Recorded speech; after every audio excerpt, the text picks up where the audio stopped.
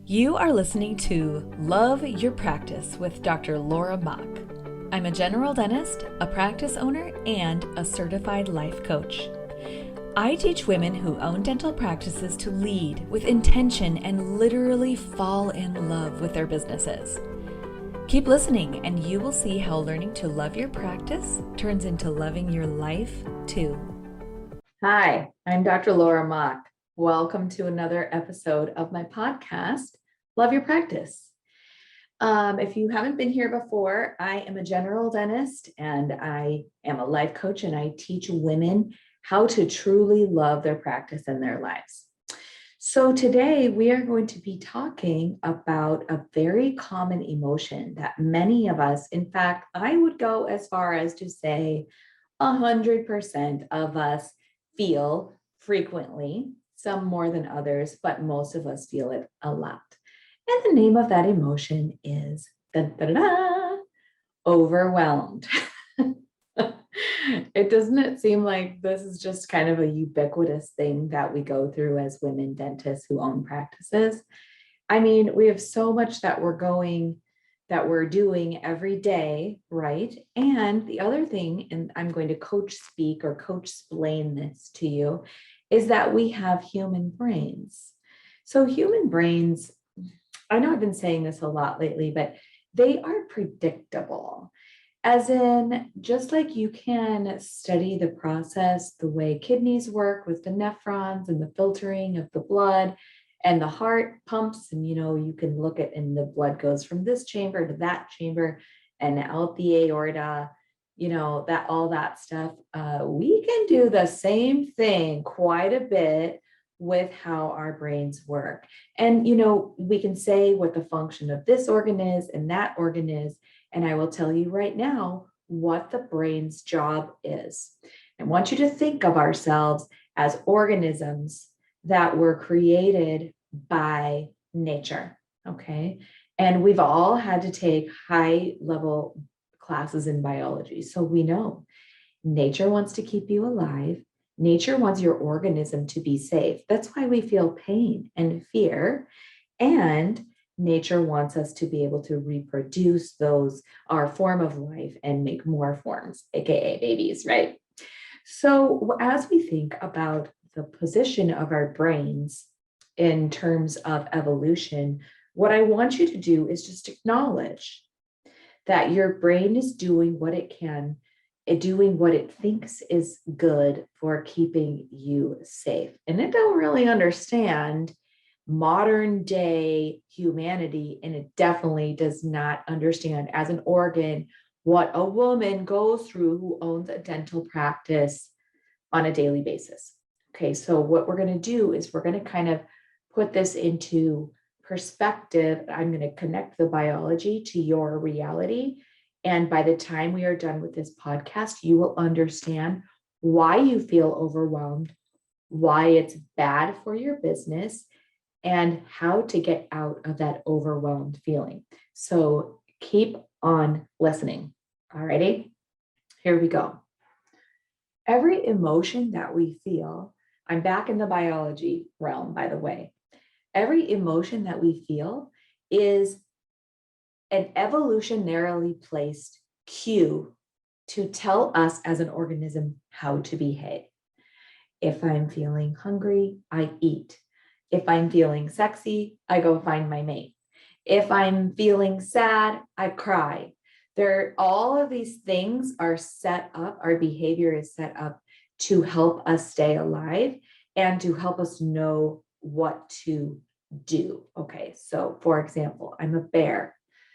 I like this non-human example. I'm a mama bear. I got my cubs, and we are picking berries and eating them, and it's delicious. And all of a sudden we realize there are humans coming up the trail. Well, I don't have words in my sentences in my mind, but I can see those humans and I know they're a threat, and I am pissed. And that pissed feeling helps me as a mama bear know what I need to do, which is to go after those humans because they are threatening my babies.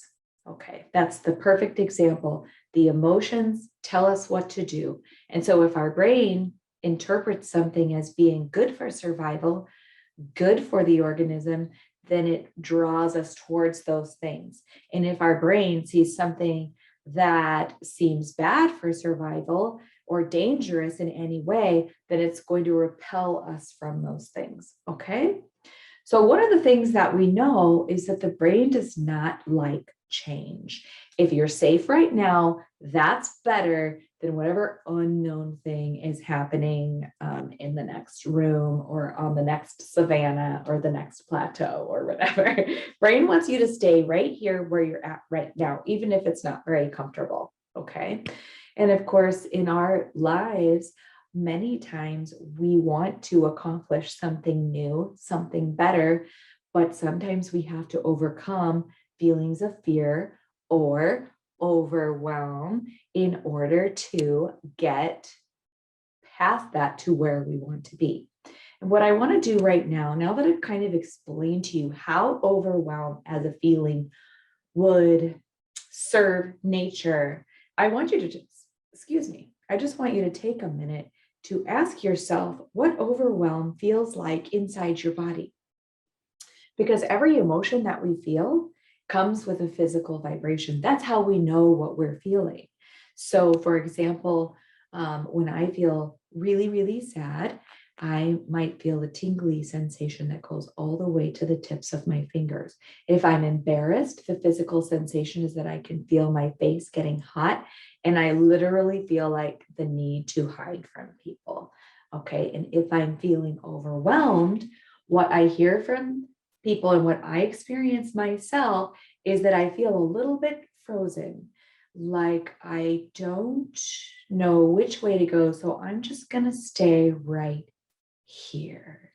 It's kind of like my feet have been cemented in place. And I could think of examples of this in nature too. I live out in the country. Every now and then, a deer will start walking across the road while I'm coming towards it. And I'm sure that that deer knows that I'm a threat, but it, instead of running off, it just looks and stares at me. And I think it's going like, well, should I go backwards? Should I go forwards? I'm not sure. Another thing, another time that I think this happens for animals is when an animal's getting hunted. There's the typical fight or flight, right? But then there's every now and then you'll run into an animal that just kind of freezes and doesn't move at all. And I feel like maybe this is an example of an animal that's feeling overwhelmed. And it doesn't have sentences in its mind, not that we know of, but the overwhelming feeling, I believe, is helping that animal maybe possibly not be seen, because if it's not moving, maybe the predator won't see it anymore. Okay, so that's kind of putting that feeling of overwhelm into perspective. And if you have any ideas about this, or if you have a new perspective, or if this helped you understand a little bit about your own feelings of overwhelm, drop me a note. I would love to hear from you. If you're listening to this on my website, it's very, very easy to find me, find how to email me, or you can find me on Facebook and Instagram. My email address is in the show notes. So yeah, let me know what you learned about how your body feels overwhelmed. Okay. Now I'm going to tell you why we feel overwhelmed as dentists who own dental practices. So every emotion that we have in our lives starts with a sentence or a thought in our brains. And I will tell you some of the sentences that I think in my mind that create overwhelm. And I will tell you that I've thought them so many times that I don't even really have to try to make up the sentence. The sentence auto-populates, which means that the feeling of overwhelm is also automatic.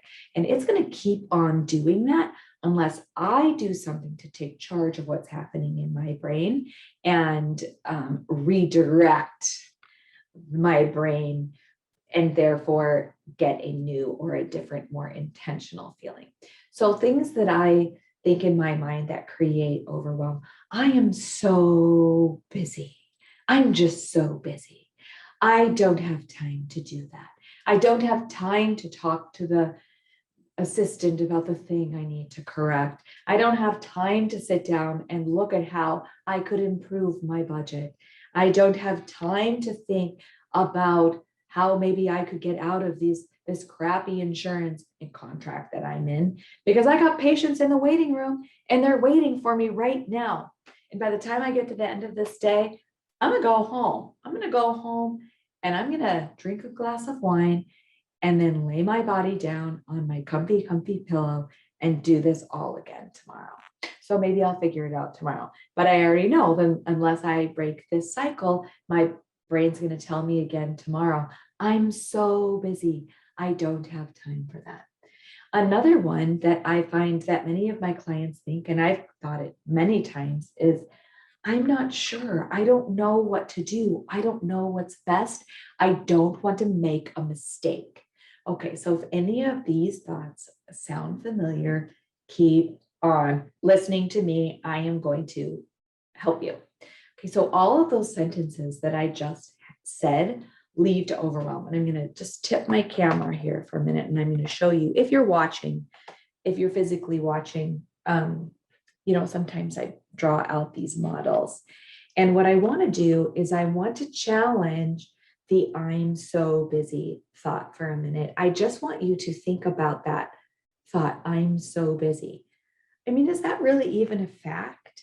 I mean, yes, you have a full schedule, but let's look at it a little bit more impartially, because we know that I'm so busy creates overwhelm. And if we don't want to feel overwhelmed anymore, we're going to have to look at our practice differently or we're going to be stuck in there. Okay.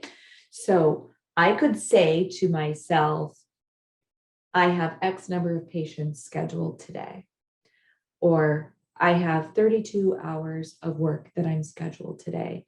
And as you can see, that's not exactly the same as I'm so busy.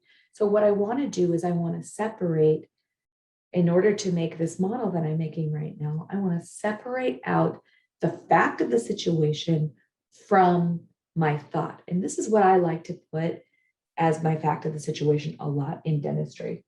I own a dental practice. There's so many things that we could think about owning a dental practice. We can think that we're super lucky. We can think that we're in a lot of debt. We can think that we're learning how to do it. We can think this is really hard. And each of those thoughts is going to create a different emotion. But the thought, I'm so busy, is always going to create a feeling of overwhelm. And what I want you to see now is that when we are feeling overwhelmed, we are not being the leader that we want to be to create the practice that we love. And I'm going to tell you why, and it goes back to the biology. When you are feeling overwhelmed, it is very likely that you are frozen. You are not going to be able to change and move forward when you are feeling overwhelmed, because nature is telling you not to move forward.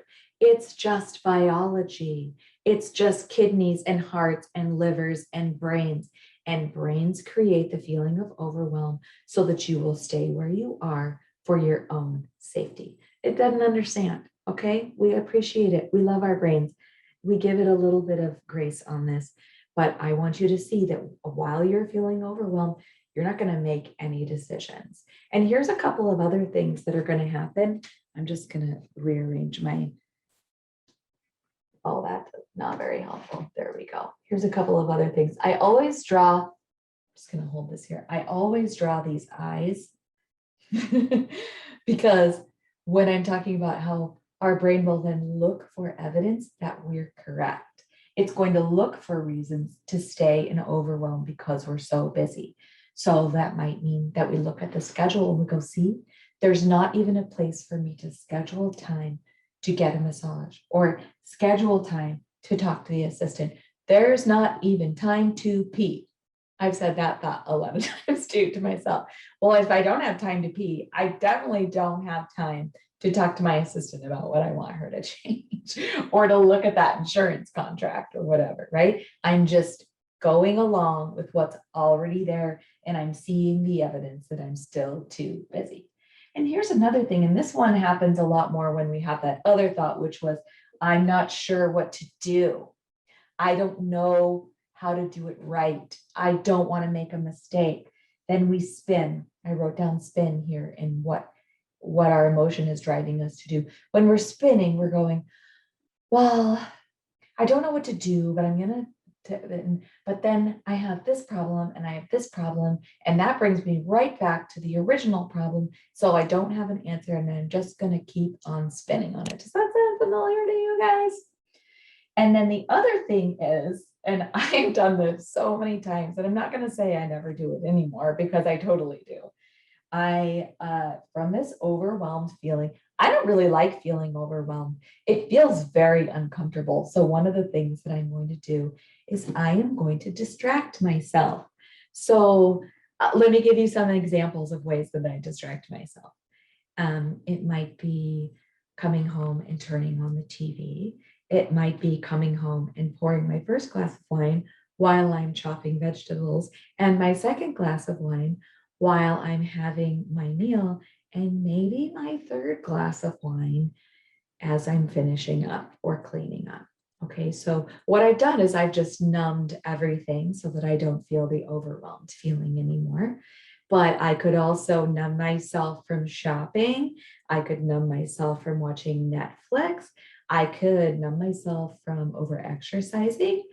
Or I've done this one so many times. Sometimes I numb myself by just continuing to take care of lots of patients. So I'll just go, well, I'm overwhelmed. And anyway, I have all these patients I got to take care of. So I'm just going to go be Dr. Laura, and I'm going to do that MO&DO, and then I'm going to seat that crown, and then I'm going to do the denture check and the Invisalign clin check or whatever. And I'm just going to tell myself that I continue to be too busy to be overwhelmed. I just have to go put on my clinician hat and take care of people. And I did that one where I distracted myself with patient care for years, maybe a decade, maybe a whole decade. I distracted myself from properly bleeding by just taking care of the next patient and the next patient and the next patient. And the fact that I had patients lined up to see me told me that everything was fine, and distracted myself from feeling overwhelmed. Now, if I add all these things up, if I freeze, as in I don't make any choices, I don't move forward, I look for evidence that I'm still overwhelmed and that I should be overwhelmed, and I spin, what happens is I remain too busy to actually take good care of my practice. I don't set aside the time that I need to be the manager that I want to be. Okay.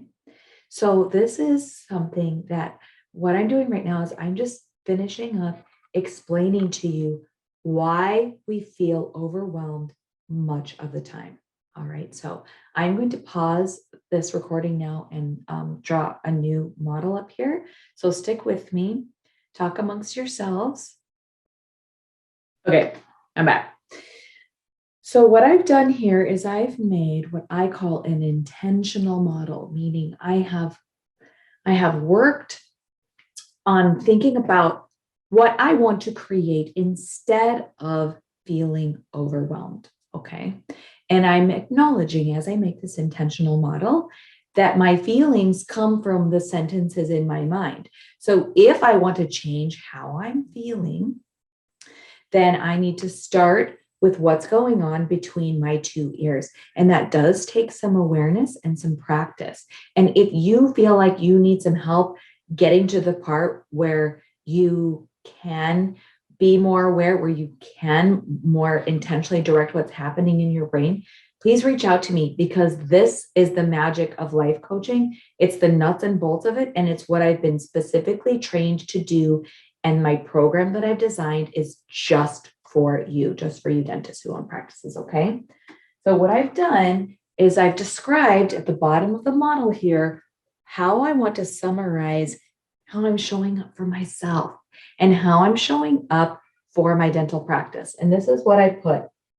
I lead my practice to be something that I love. And I use this one a lot because this is my point. We can literally love our businesses and our lives by only changing how we're thinking. Okay, so I lead my practice to be something that I love. And what I'm going to do is I'm going to ask myself, what actions would I need to take in order to be able to summarize how I've shown up for myself like that? And so I wrote some stuff down. And again, I've got a reflection problem here. There we go. This is what I wrote down, and you can make your own one. Like, what would your life look like? What would your daily activities look like if someone said, yeah, she's leading like she has a practice that she loves? Okay, so this is what I put. I motivate my team.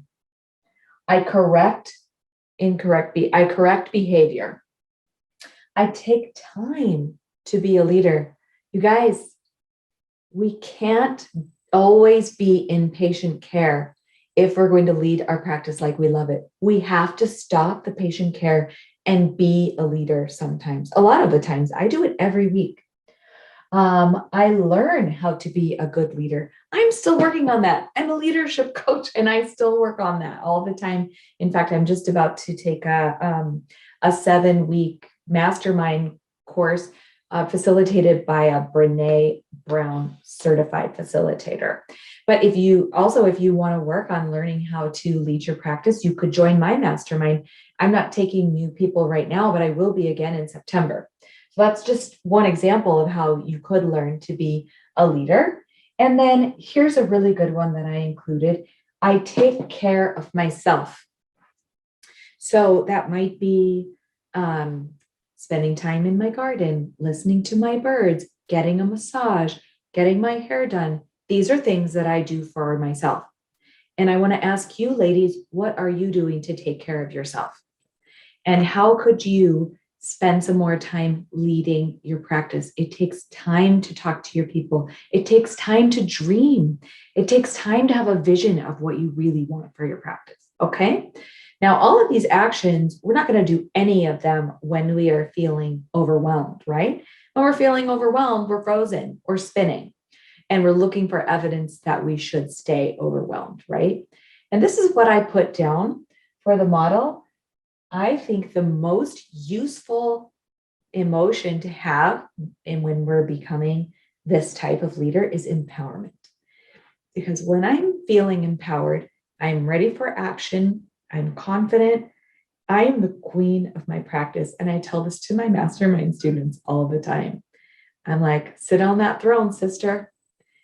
Take that throne and know that you are the leader who is going to take responsibility and also who is going to enjoy the fruits of her labors by really being the leader you want to be. Okay.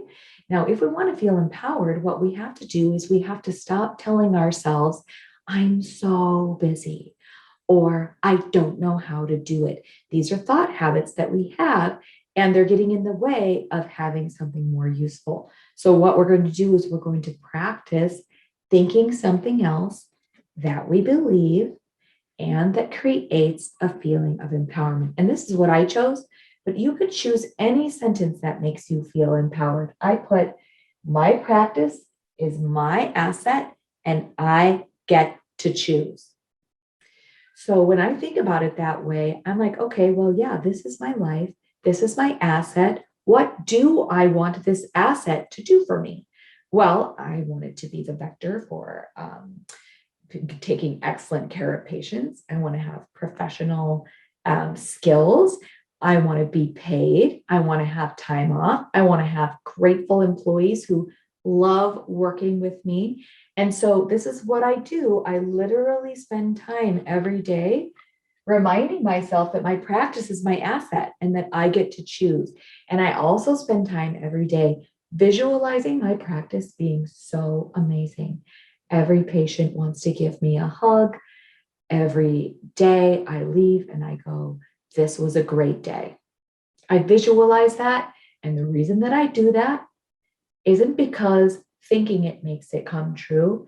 It's because thinking it makes me feel empowered. And when I feel empowered, the biology is going to take care of the rest. Just like the biology freezes us in place when we're feeling overwhelmed, when we are feeling empowered, We are ready to rock the house. We are ready to make our dental practice something that we love. Okay.